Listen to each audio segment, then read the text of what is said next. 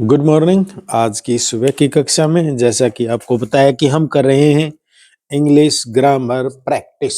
और अब जो बारी है वो जैसा कि मैंने बताया था कि वॉइस के जो हमारे कुछ रूल बचे हुए थे, तो वॉइस में सबसे महत्वपूर्ण जो रूल वो है वो वर्ब की थर्ड फॉर्म, उसके बाद में बाय और फिर सब्जेक्ट को ऑब्जेक्ट में और ऑब्जेक्ट को सब्जेक्ट में, ये रहेगा सबसे बेस्ट।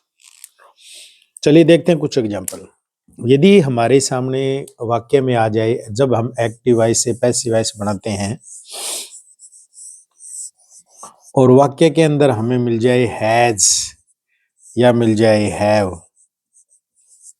वाक्य में हैज या हैव मिल जाता है तो हम पैसिव वॉइस कैसे बनाएंगे।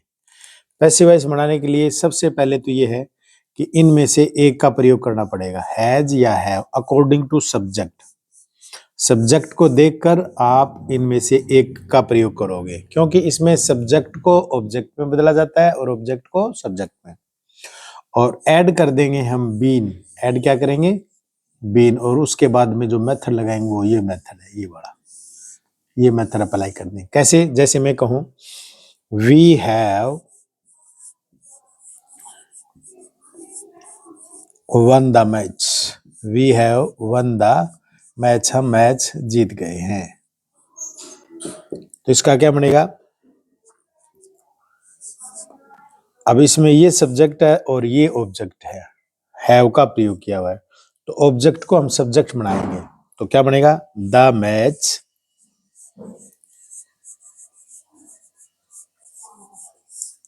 The match.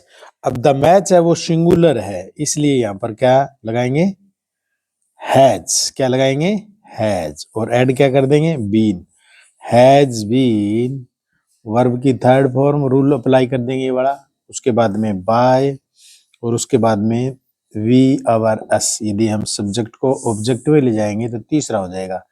तीसरा कैसे, जैसे वी आवर अस, तो ये तीसरा है, 1 2 3 अस, तो ये अस हो जाएगा।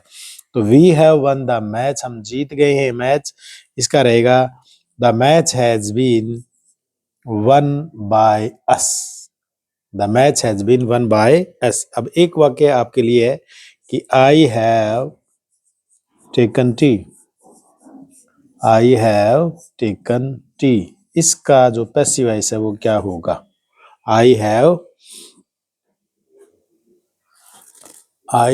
टेकन टी, इसका जो पैसिव वॉइस है वो क्या होगा, आई हैव टेकन टी। होपफुली ये आपको पसंद आएगा। Thank you.